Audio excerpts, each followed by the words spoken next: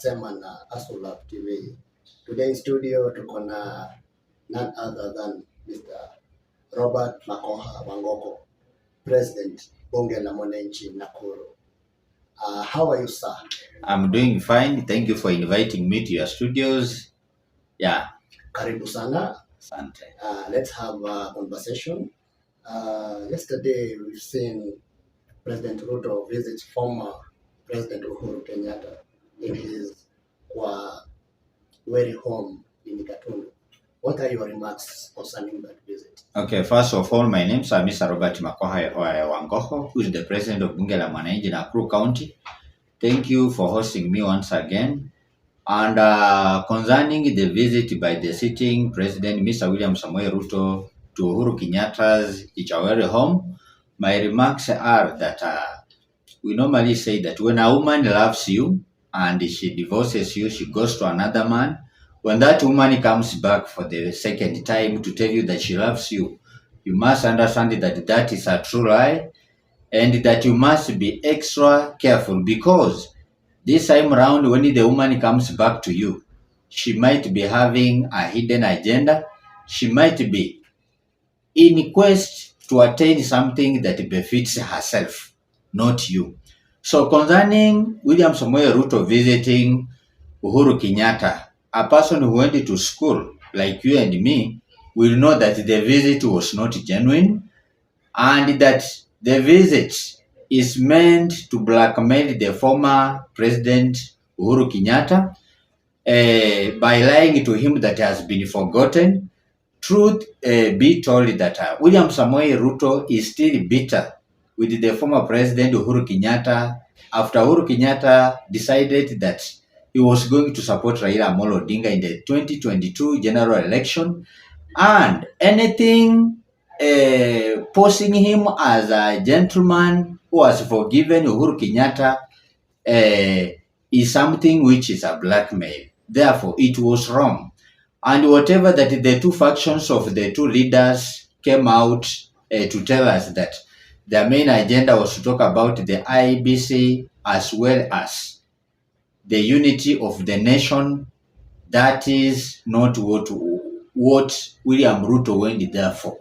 William Ruto went there for a totally different reason, which I'll be telling you. Report shows about MPs. We have some MPs who are totally silent pale bungeni. MP like Oscar Sudi, George Aladwa, they do not speak in parliament. Like for all this time they have been in parliament. What can you say about that? Okay, that is a serious observation that we need to put into consideration and change the face of our parliament. When someone asks you today the role of the member of parliament, just to mention a few, one of the roles is representation. And how can you represent your constituents if at all you are, for example, absent during the sessions in the National Assembly, or you are present but you are a mute? That means any bill or motion that is brought to the House, whether you like it or you dislike it, there is nothing that you are going to contribute. And that means you don't know what brought you to the House. A good legislature who knows his or her work is that one who is ever present in the House, who has ever come up with bills, sponsored a bill, you put it under the floor of the House, your colleagues try to debate upon the bill, and then they reach the verdict. But now if Aladwa, if Arama, if Oscar Sudi and others have never spoken, do you think they are carrying out their role of representation? The answer is definitely not. And do we achieve, if at all we are going to accept all the bills that are brought to the House, you don't want to disagree with any, or you don't want to open your mouth in support of the given bill? Again, the answer is no. So these people need to be serious, and as a government or as a country, we need to go into a referendum And amongst the issues which we are supposed to review is the role of the MPs, whereby if the area member of parliament does not meet the threshold of those things which an MP is required to do in the House, then it is as good as ousting that member of parliament in line with the law. Because if we said you to represent, indeed you must represent. Also recently, you have seen Junet and Joho criticizing those people who are criticizing the government through social media platforms. Yes. What can you echo on that? It is totally wrong. It is uncalled for. And it portrays the caliber of the people that we think are representing the people look like. First of all, there are two people here. In our country, Kenya, we have the people we call politicians. We also have the people that we refer to them as technocrats. Junaid Mohammed and Ali Hassan Joho are technocrats. The work of the technocrats is actually to ensure that the ministries under them are running smoothly, and at the end of the day, they are delivering to Kenyans. It is uncalled for, it is wrong, it is unconstitutional for people of the caliber of Joho and Junet, and lucky or unlucky enough coming from a Muslim community, of all the communities in Kenya, coming on top of their voices and accusing Kenyans when they try to criticize them. My friend, if William Samoei Ruto, the President of the Republic of Kenya, is criticized by Kenyans right, left, center, right now we have some memes which are being created to mock him because of his failure maybe to fight corruption or to pump the economy of our country, Kenya. Who is Joho and who is Junet to come out tongues flaming, saying that they can say what they want? I heard Joho saying that, I mean, he will deal with the Kenyans. Deal with the Kenyans as who? Yet, when you look at his docket, it is actually sleeping on the job. There were some allegations which the president once mentioned that in Savo, there are some mines which go on, and without passing through prior or the right process, these mines are transported because there is an airstrip around there without going through the right measures act before they are sold. We don't know how many kgs of them are sold per day. So that one is under the Ministry of Mining and Blue Economy. Who is the person under that? The person that leads the given ministry is none other than Mr. Joho. These are some of the stories that we will be hearing from Ali Hassan Joho, not standing and telling Kenyans how they should keep quiet, how he will be going to deal with them. And he must also be reminded that a person of the caliber of the former Deputy President Rigathi Gachagua went home not because he was incompetent. He was competent enough. He was a learned man. He was a performing politician. But the kind of utterances that he was making in public were the ones that highly or greatly contributed into his ouster to leave the room vacant for Kithure Kindiki. So Ali Hassan Joho, with due respect, you must style up and know that these are the Kenyans who have actually employed you. And I'm very happy to have heard from the Senator of the County of Nairobi, Mr. Edwin Sifuna, when he came out to claim in a Radio Citizen and said that when there shall be resumption of the sittings in Parliament and Senate come February, he will be inviting Mr. Ali Hassan Joho to tell Kenyans since when a technocrat of his caliber was given powers to bash and embarrass and warn and threaten Kenyans. My brothers and sisters, You are provoking Kenyans when you are representing the Muslim community in Kenya, but you take stage to begin attacking people who are not from the Muslim community. It is totally wrong and uncalled for. Because at the end of the day, when people shall start saying that the Muslim community leaders are misbehaving, don't start saying that you are being targeted. Because the utterances that you give out are the ones that will be used against you. In other reports, we've seen that Kenyans are consuming donkey meat without them knowing. Who is sleeping on the job?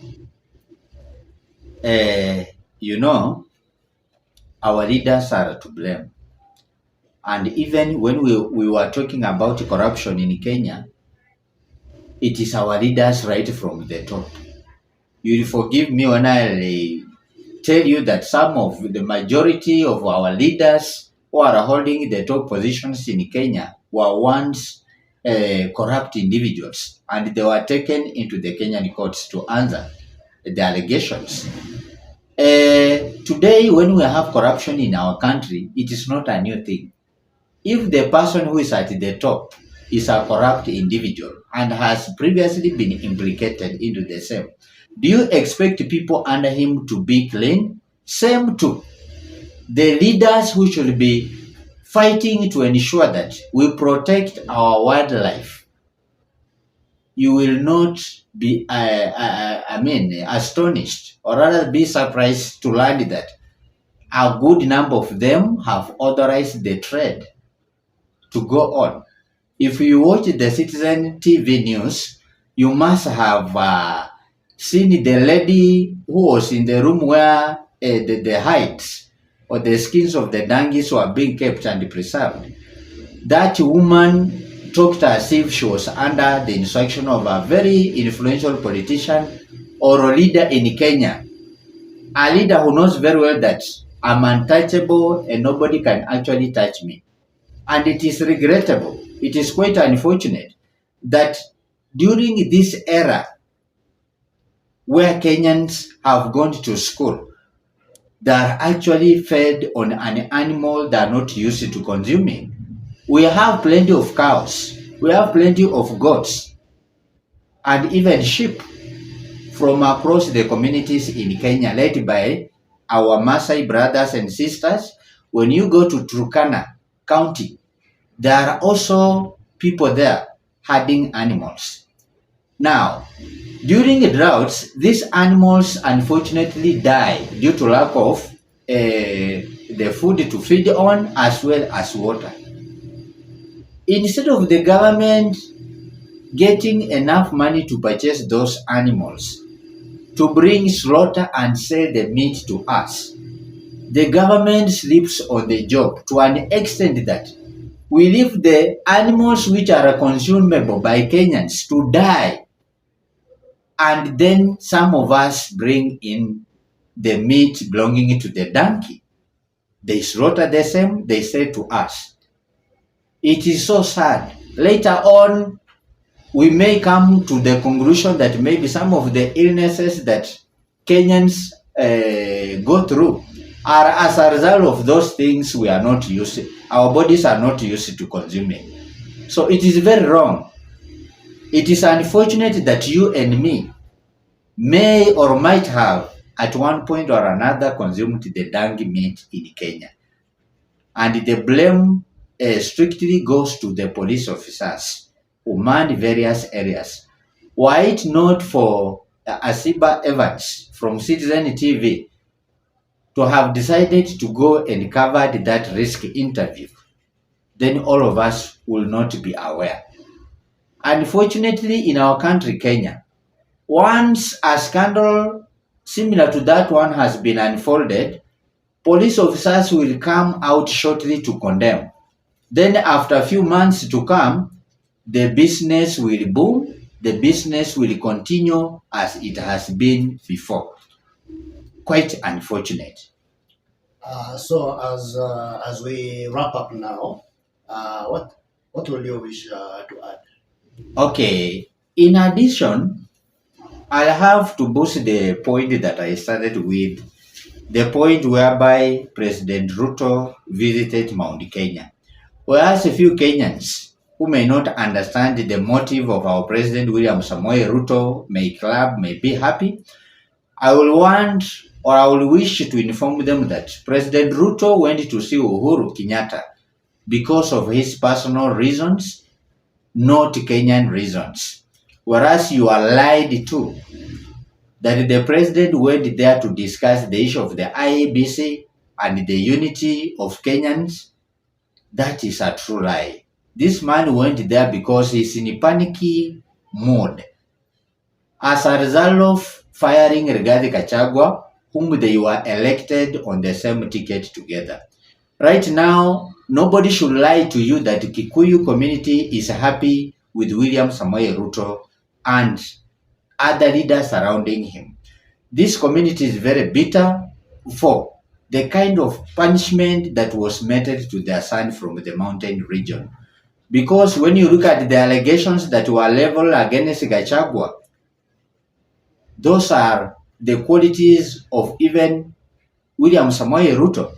So Ruto went there, and chances are that in a near future he will want to confuse, if not to convince Uhuru Kenyatta to join his government in a different capacity so that he can consolidate the votes of Mount Kenya region, something which I believe may not yield fruits because at this juncture, Kenyans have now come back to their senses. It will be very difficult for William Samoei Ruto to bring the mountain behind him because he has managed to successfully divide the mountain into three. As I'm speaking as the president of the people, on the ground, I've interacted with all the communities in Kenya, people from the various communities, and you will be told that Uhuru Kenyatta has got his supporters from the mountain, Rigathi Gachagua has got supporters from the mountain, William Samoei Ruto too, through some ignorant readers of the caliber of Kimani Ichung'wah, Ruto has got followers in the region. So by doing so, he wants to confuse and convince them to come together so that they can vote for him. He is panicking. Unfortunately, it will never happen from the Kikuyu. Yes, in politics, we normally say that never say never. But what we are experiencing and the way which the Gen Z have taken on the social media, it will be so difficult for him to convince them to come together to vote for him. Finally, this is my parting shot. We as the youth of this country, Kenya, it is unfortunate that whereas in the past we used to know that the role of the IEBC was to ensure that there is continuous registration of voters from the period after the election up to the electioneering period. Unfortunately, since Cherera 4 went into exile and some of them resigned, in our country, Kenya, we have never had the office which is functional by the IEBC. When are we registering Kenyans? Yet at the same time, we have been facing a problem of slow issuance of ID cards to especially our Generation Z members. It is quite unfortunate because some of our people have died. We need to register more Kenyans to replace those ones who have actually exited due to natural attrition, but we are not carrying out that exercise. After the public uproar, it is when the Deputy President, Mr. Githure Kindiki, started telling us that we have injunction court cases where Kenyans are barring the presidency from choosing or nominating the commissioners so that we can have a functional office. It is so sad, and at the same time, the leaders whom the people have entrusted, the likes of Cheragei, the likes of Cheriot, the only bills these people are taking to the respective houses is to tell Kenyans that the presidency can have up to 7 years in office, is to tell Kenyans that let us stop the live streaming of the election results. where are we headed as a country? And when we criticize these young people from the Rift Valley, Mr. Murkomen stands to say that the Kalenjin community is targeted. Yes, if that is what it means, that we are going to be led by these leaders, then we have no otherwise but to target that given community until that time the people are going to lead Kenyans to the right direction. Thank you so much, President Makoha. Yes, sir. The president of Bunge la Mwananchi Nakuru. Until next time, adios. Thank you so much, and may God bless you.